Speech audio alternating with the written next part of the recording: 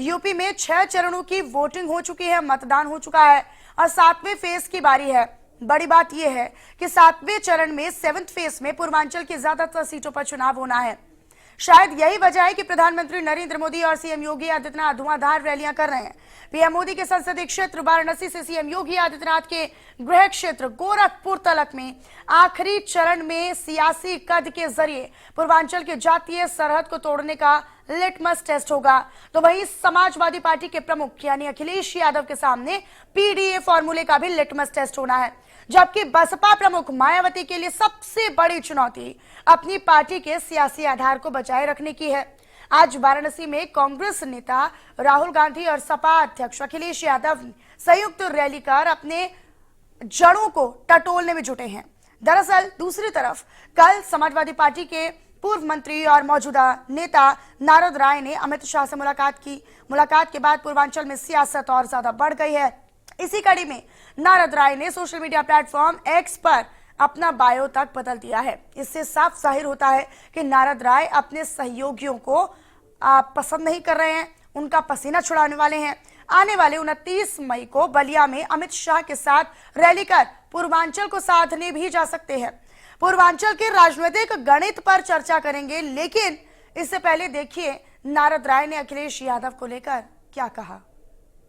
अगर आप नहीं कहे होते कि नारद राय मंच पर आपका अपमान हुआ तो शायद मैं भूलना चाहता था।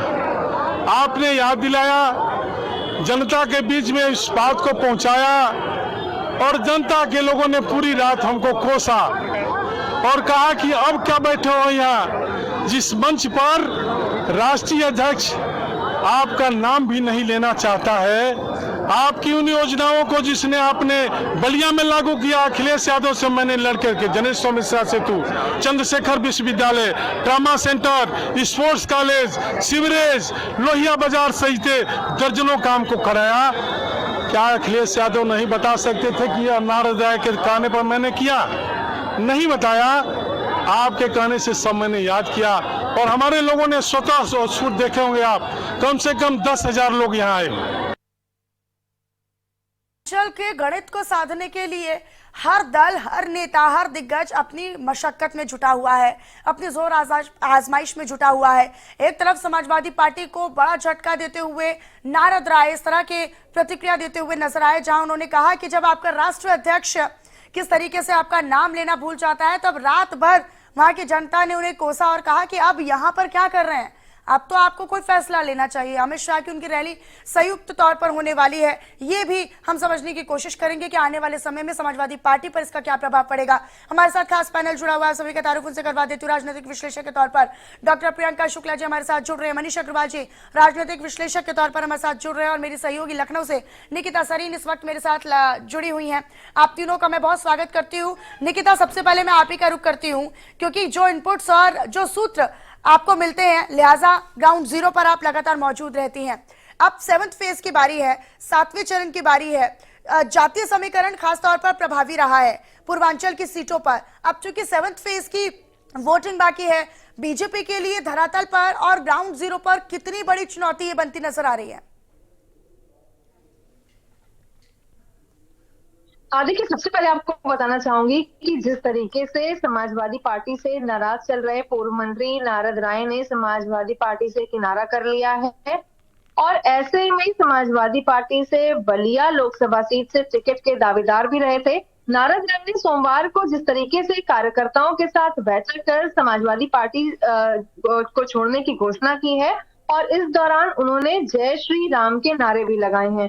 और साथ ही आपको बताना चाहूंगी कि इसके बाद देर शाम नारद राय ने बनारस स्थित जो होटल है ताज, वहां पर जो अमित शाह हैं उनसे मुलाकात भी की है। देखिए, अब कहीं ना कहीं समाजवादी पार्टी को इसका झटका जरूर है, क्योंकि अभी भी देखिए 7th फेज की अगर मैं बात करूं तो 7th फेज के जो इलेक्शंस हैं वो अभी खत्म नहीं हुए हैं, होने हैं। और ऐसे में जिस तरीके से नारद राय, जो कि एक बड़ा नाम है समाजवादी पार्टी में, उन्होंने समाजवादी पार्टी छोड़ करके भारतीय जनता पार्टी की जो सदस्यता है उसको कह सकते हैं ऑफिशियल होनी चीजें बाकी है, लेकिन अंदर से सूत्रों के हवाले से जो खबर आ रही है कि उन्होंने पार्टी को ज्वाइन कर लिया है। और साथ ही एक्स पर उन्होंने इतनी बड़ी बात लिख दी है, उन्होंने अपने नाम के आगे का परिवार लिख दिया है, जिसकी तस्वीरें हमने अपने दर्शकों से साझा भी की हैं। और इस दौरान उनके साथ आपको बता दूं, सुभाषपा प्रमुख ओम प्रकाश राजभर भी मौजूद थे। अमित शाह ने उन्हें भाजपा पे काम करने के लिए, भाजपा के साथ काम करने के लिए कहा और वो तैयार भी हो गए। और इसके बाद उन्होंने इस मुलाकात का जिक्र एक्स हैंडल पर किया है, जहां पर उन्होंने ये भी लिखा है कि दुनिया में भारत का डंका बजाने वाले प्रधानमंत्री नरेंद्र मोदी और भारत के गृह मंत्री, राजनीति के चाणक्य अमित शाह के संकल्प की जो समाज के अंतिम पंक्ति है, उसमें बसे गरीब को मजबूत बनाने वाली जो सोच है, और उसके साथ ही राष्ट्रवादी विचारधारा को मजबूत करूंगा, और साथ ही जय श्री राम भी लिखा है। अब इसमें देखिए, नारद राय जो भारतीय जनता पार्टी के लिए मांगने के लिए जुट गए हैं। ऐसे में पूर्वांचल में समाजवादी पार्टी के लिए एक बहुत बड़ा झटका है, क्योंकि नारद के आने से अब गाजीपुर, बलिया, बनारस, घोसी और चंदौली में बड़ी संख्या में भूमियार बिरादरी है और उसका समर्थन बीजेपी को अब मिल सकता है। तो ऐसे में समाजवादी पार्टी के लिए ये कहीं ना कहीं एक बहुत बड़ा झटका है, क्योंकि इलेक्शन अभी खत्म नहीं हुए हैं, 7th फेज अभी भी बाकी था। ठीक है निकिता, आप बने रहिएगा, मैं लौटूंगी आपके पास। मनीष अग्रवाल जी का मैं रुक लेती हूँ। मनीष अग्रवाल जी, समाजवादी पार्टी को झटका तो लगा है। देखिए, सियासी समीकरण बड़े नेताओं के आने जाने से तो लिहाजा प्रभावित होते ही हैं। यहाँ पर पूर्वांचल की जब हम बात करते हैं तो जातीय समीकरण काफी ज्यादा महत्वपूर्ण हो जाता है। अब जातीय समीकरण कितना ज्यादा महत्वपूर्ण तब होने वाला है जब नारद राय जैसे नेता जो है वो नाराज होकर पार्टी छोड़कर बीजेपी में शामिल होते जा रहे हैं। देखिए, ये तो बड़े नेता जो हैं परिस्थितियों के हिसाब से बदलाव लाते हैं। मुझे लगता है इन नेताओं ने ये भाप लिया है कि 4 जून को क्या रिजल्ट आने वाला है, क्या सरकार बनने वाली है, तो ये परिस्थितियों में बदलाव ला रहे हैं। कल आपने देखा होगा आदरणीय योगीनाथ जी की रैली में अरविंद राजभर जी ने घुटने पे बैठ के महाराज जी का आशीर्वाद लिया। वो बीजेपी के कार्यकर्ताओं से माफी भी मांग चुके हैं। तो रीजनल अलाइनमेंट जो है वो प्रदेश की पार्टी के संग, राष्ट्रीय पार्टी के संग अलाइन होने को तैयार है, और ये लोग ज्यादातर सत्ता के साथ रहना पसंद करते हैं। आपने देखा होगा राजभर जी, निषाद जी, इस टाइप के नेता जो होते हैं ये सत्ता के साथ रहना पसंद करते हैं, और उन्हें मालूम है कि सत्ता किस दिशा में जा रही है। आप पूर्वांचल में जातिगत समीकरण बहुत हावी होता है, लेकिन मैं बार बार ये कहने की कोशिश कर रहा हूं कि देखो, वाराणसी से माननीय प्रधानमंत्री जी चुनाव लड़ रहे हैं, जो बीजेपी ने अपना कोर वोटर नया क्रिएट करा है, जिसे लोग लाभार्थी, बेनिफिशियरी कुछ भी कहे, उसकी टैक्टिकल शिफ्टिंग रीजनल पार्टीज को परेशान कर रही है।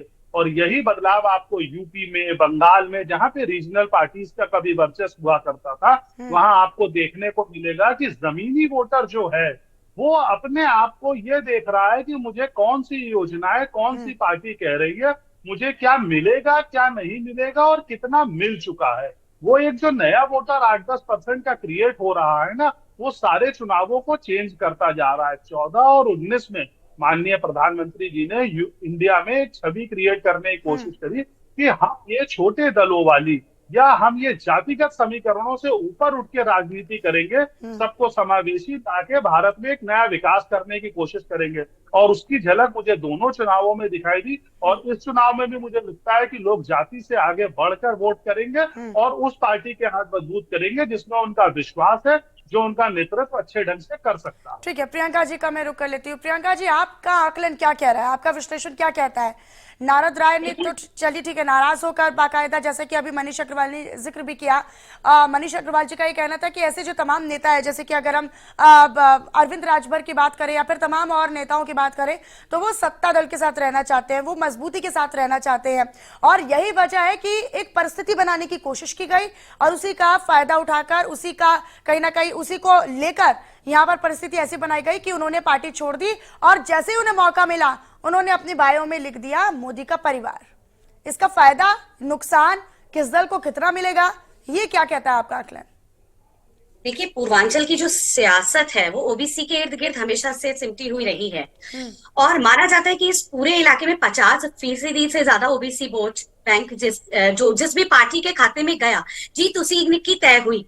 जैसा कि अभी हम देखते चले आ रहे हैं, 2017-2022 के विधानसभा चुनाव को ले लीजिए या 2014 या 2019 के लोकसभा चुनाव को ले लीजिए, तो उसमें बीजेपी को जो पिछड़े वर्ग का समर्थन मिला, तो मुझे ऐसा लगता है कि राज्य की सत्ता और केंद्र की सत्ता दोनों बीजेपी के हाथ में है। समर्थन पिछड़े वर्ग का जो इस वक्त बीजेपी को, देखिए ये जो मनीष जी ने कहा कि वाकई में ये जो जातीय समीकरण है, इस चुनाव में आप जातीय समीकरण को बहुत ज्यादा पुख्ता तरीके से लेकर के ना नहीं चल सकते हैं।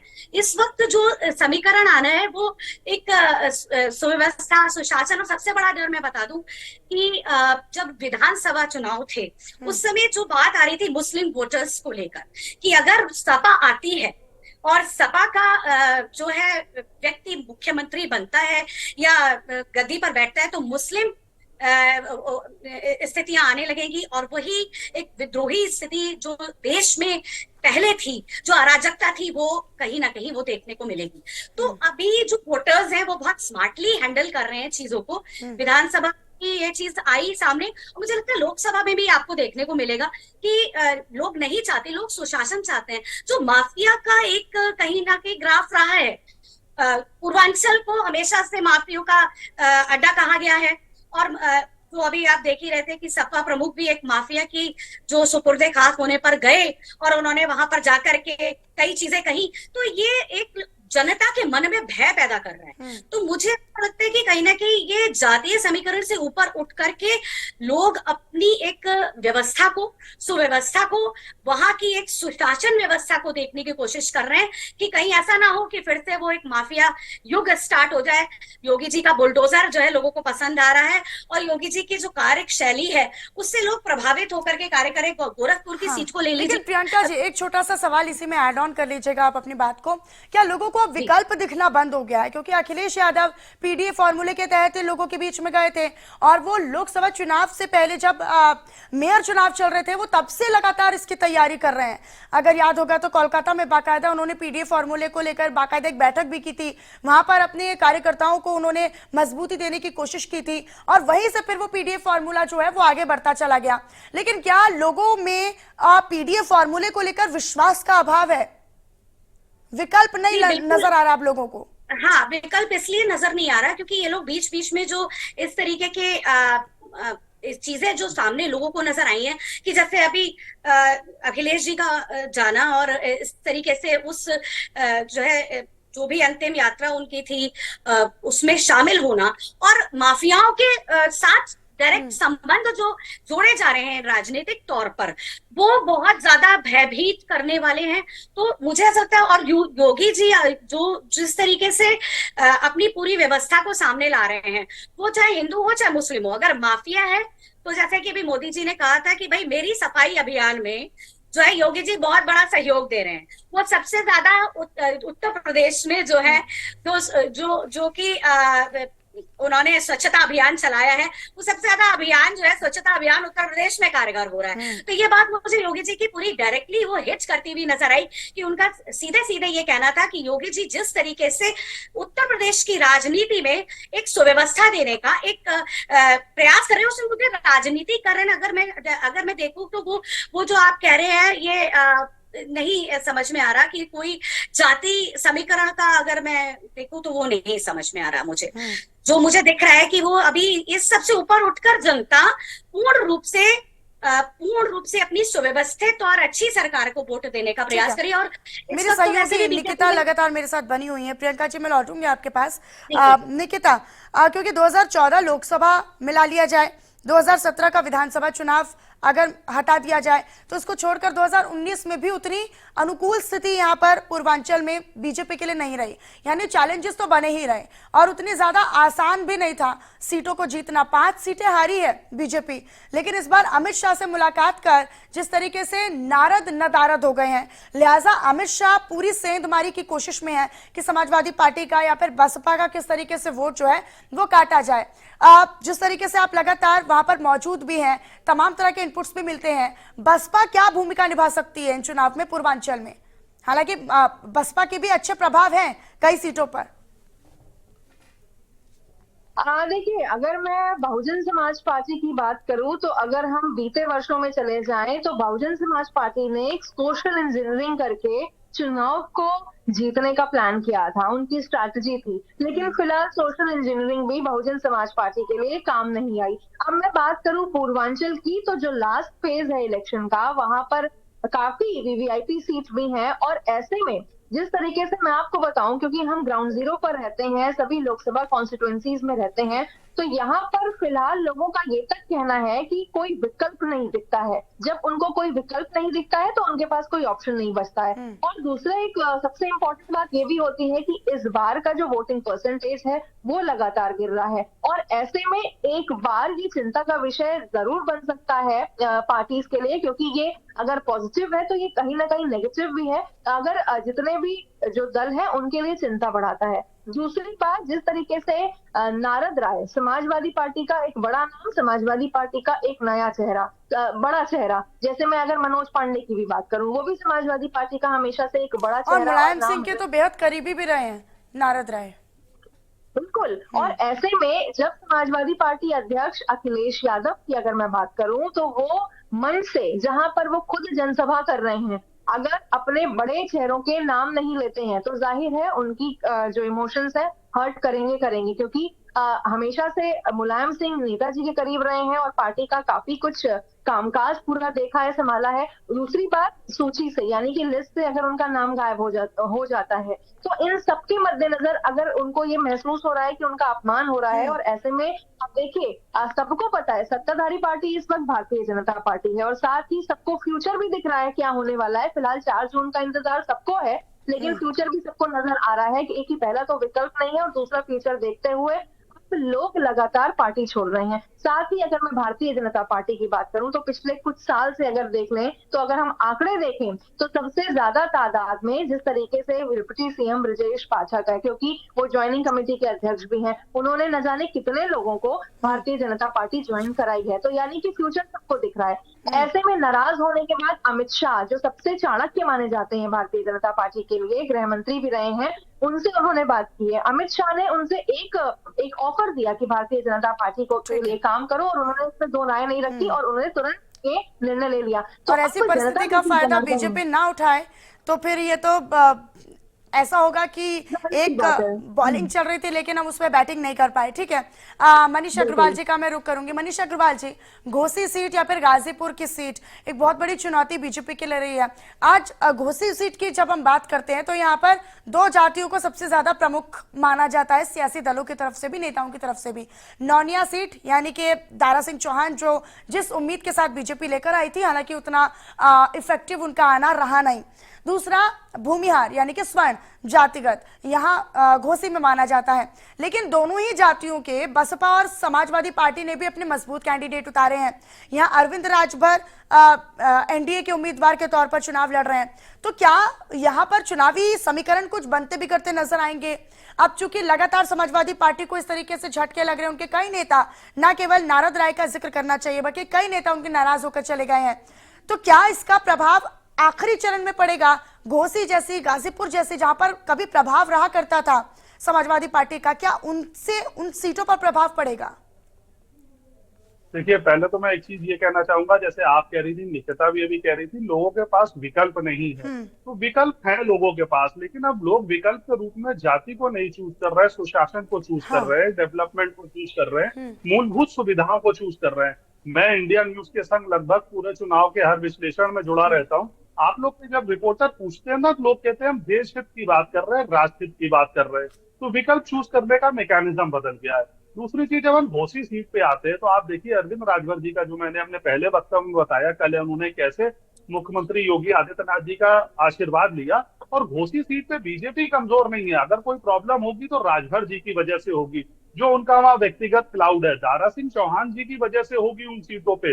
ये रीजनल नेताओं को ये देखना होगा कि ये प्रदेश की राजनीति में और राष्ट्रीय राजनीति में कैसे अपने आप को जोड़ पाएंगे। मैं आपको फिर ये कहना चाहूंगा, आज की राजनीति में सबसे बड़ा बदलाव यही आ रहा है कि ये रीजनल नेता जो हैं अपनी स्पेस खोते जा रहे हैं, और राष्ट्रीय पार्टी बीजेपी उस स्पेस को ऑक्यूपाई करते जा रही है। इनके वोटर ये देख रहे हैं कि ये डेवलपमेंट और विकास के लिए नहीं, ये परिस्थितियों के लिए अपनी जगह बदलते रहते हैं, लेकिन राष्ट्रीय पार्टी अपनी जगह कमिटेड है। जब राजभर जी 22 में बीजेपी के साथ नहीं थे तो भी वहां के विकास में कोई कमी नहीं रखी गई। आज वो साथ में है तो हो सकता है उसकी रफ्तार थोड़ी सी बदल जाए, लेकिन आज लोग डबल इंजन की सरकार, यूपी और केंद्र की सरकार का एक साथ विकास। प्रधानमंत्री जी आप देखिए, मैंने देखा प्रधानमंत्री जी पहली बार इतना मुखर होके किसी मुख्यमंत्री की तारीफ यूपी की हर रैली में कर रहे हैं कि योगी आदित्यनाथ जी ने एक असाधारण काम करा है उत्तर प्रदेश के बदलाव के रूप में। गाजीपुर की लॉ एंड ऑर्डर की सिचुएशन के लिए लोग सोचते थे वहां पे एक व्यक्तिगत समुदाय, एक व्यक्ति विशेष को लोग किस तरीके से ट्रीट करते थे। आज आप देखिए वहां कितना बड़ा बदलाव आ गया है। अब गाजीपुर पूर्वांचल को माफियाओं के नाम से नहीं जाना जाता, अब गाजीपुर पूर्वांचल को विकास के नाम से जाना जाता है। वाराणसी भी वही आता है। आप देखिए वाराणसी में कितना विकास हो रहा है। प्रधानमंत्री जी पिछले 5 साल के टेन्योर में 50 बार से ज्यादा सिर्फ वाराणसी आए हैं। आज कोई ऐसी तकनीक नहीं है इंडिया की जो ना हो। वाराणसी में हाइड्रोजन प्लांट है, वाटर क्रूज चल रहे हैं, वहां पे जो सौर ऊर्जा के क्रूज चल रहे हैं, कॉरिडोर का निर्माण होना, रोड एंड हाईवेज का निर्माण होना, तो ये सारी चीजें जो हैं ये भी वोट के रूप में ऐड करती हैं। और रीजनल पार्टीज को, छोटी पार्टीज को जो जाति पे चलती हैं, उन्हें अपना रेलेवेंस ढूंढते रहना पड़ेगा, वरना मुझे लगता है 29 के चुनावों तक उनका रेलेवेंस और कम हो जाएगा, क्योंकि लोगों के पास सरकार बहुत से ऐसे संसाधन है जिनसे डायरेक्ट पहुंच रही है, जिसमें डीबीटीएल एक बहुत बड़ा संसाधन है, आयुष्मान योजना एक बहुत बड़ा संसाधन है, स्कूल के बच्चों को जो डायरेक्ट बेनिफिट ट्रांसफर हो रहे हैं उनके खातों में, ऐसे संसाधनों से उनकी स्थिति मजबूत हो रही है और देश की सरकार मजबूत हो रही है। रीजनल पार्टीज को अपना रेलेवेंस तलाशना पड़ रहा है। ठीक है, प्रियंका शुक्ला जी का मैं रुख कर लेती हूँ। प्रियंका जी, चंदौली, बलिया और मछली शहर, ये वो 3 लास्ट इलेक्शन 2019 में ये 3 वो सीटें थी जहां पर बहुत मुश्किल से बीजेपी ने हासिल की थी और यहां पर जीत का जो अंतर था वो बहुत ज्यादा नहीं था। 12,000, कहीं पर 13,000, कहीं पर 15,000, कुछ ऐसे ही अंतर रहा था। इस बार आप कितनी बड़ी चुनौती बीजेपी के लिए सीटों पर देख रही हैं, या फिर पूरी तरीके से क्लीन स्वीप देख रही है, जैसा कि आपने जिक्र किया, और बड़े आश्वस्त होकर भी आपने कहा कि इस बार लोग जातीय राजनीति से ऊपर उठकर जो सकारात्मक राजनीति है, विकास की राजनीति है, प्रशासनिक जिस तरीके से व्यवस्था सही हुई है, ठीक हुई है, उसको लेकर लोग वोट करने जा रहे हैं। तो इस बार क्या लगता है किसके लिए चुनौती होगी? देखिए, चुनौती तो इस वक्त देखिए टफ तो है ही कहीं ना कहीं। जैसे कि राजभर जी की बात अभी हो रही थी, जो भी ये चीजें हैं, जो भी क्षेत्रीय जो भी ये रही हैं चीजें, उस पर केंद्र का आना और केंद्र के को रिप्रेजेंट करना, ये बहुत बड़ी बात है। अपने आप को साबित तो करना होगा, लेकिन कहीं ना कहीं मुझे ऐसा लगता है कि जनता, क्योंकि कुछ ना कुछ एक जातीय समीकरण पूर्वांचल में बीजेपी ने ओबीसी जाति के आधार पर दलों के साथ हाथ मिलाकर के अपना सेटअप किया है। मुझे ऐसा लग रहा है कि कहीं ना कहीं वो सफल होता हुआ मुझे दिख रहा है। अब टक्कर तो कड़ी है, लेकिन जो अभी आपने कहा कि सुशासन की बात और सुव्यवस्था की बात, उसको लेकर मैं यही कहना चाहूंगी कि कंफ्यूजन ही बना हुआ है। लोग सुशासन को व्यवस्थित रूप से देखना चाहते हैं, पूर्वांचल की जो एक मानसिकता और एक जो ग्राफ रहा है उसको देखना चाहते हैं, उसको आगे बढ़ा करके देखना चाहते हैं, या पिछली चीजों को ही, जैसे इन सीटों पर हमने जैसे अभी पता चला कि किस तरीके से हमारा एक नेगेटिव ग्राफ रहा है, तो वो अगर बीजेपी उस पर वर्कआउट कर रही है तो मुझे लगता है अगर उसमें कहीं ना कहीं अगर जनता सहयोग देती है और एक विश्वास दिखाती है इनको, आदित्यनाथ जी को, जो वो व्यवस्थित रूप से उत्तर प्रदेश का चेहरा सामने लाने का प्रयास करें, तो मुझे लगता है यहाँ पर भी कुछ ना कुछ एक स्थितियां आ सकती हैं। ठीक है निकिता, का मैं जल्दी से रुक कर लेती हूँ। निकिता, 30 सेकंड के अंदर अपना आप बात कहिएगा, क्योंकि समय का अभाव है, वरना मैं पूरी बात आपकी सुनती।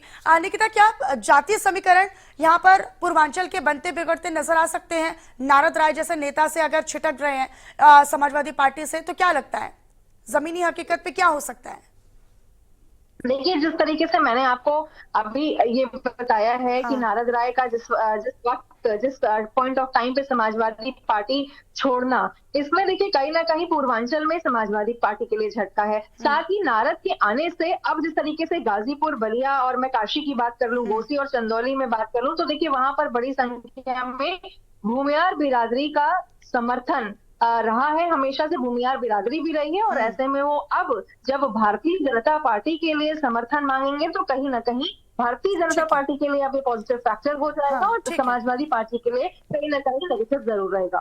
ठीक है, बहुत शुक्रिया निकिता। प्रियंका जी आपका भी, मनीष अग्रवाल जी आपका भी बहुत शुक्रिया हमारे साथ इस चर्चा में जुड़ने के लिए। लेकिन पूर्वांचल का गणित किसके लिए इफेक्टिव रहेगा या फिर किसको नफा किसको नुकसान पहुंचेगा, ये खैर 4 जून के दिन पता चलेगा। लेकिन नारद राय जैसे नेता जिस तरीके से अपनी पार्टी से छिटक रहे हैं, वो भी नाराज होकर, क्या ये परिस्थिति बनाने की कोशिश की गई कि सत्ता दल के साथ रहा जाए, ऐसे मजबूत दलों के साथ रहा जाए जहां उन्होंने अपना फ्यूचर सेफ रखा है? फिलहाल ये आने वाला समय बताएगा।